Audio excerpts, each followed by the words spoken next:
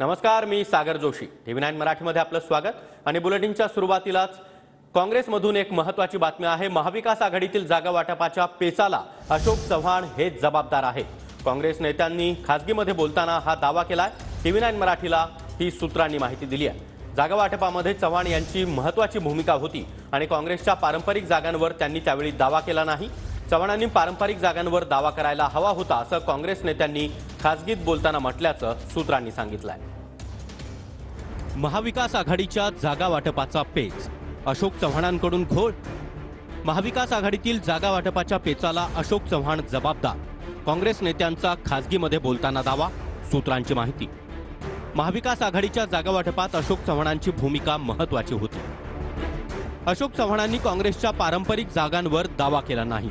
खासगीत बोलताना काँग्रेस नेत्यांचं हे मत असल्याची सूत्रांची माहिती।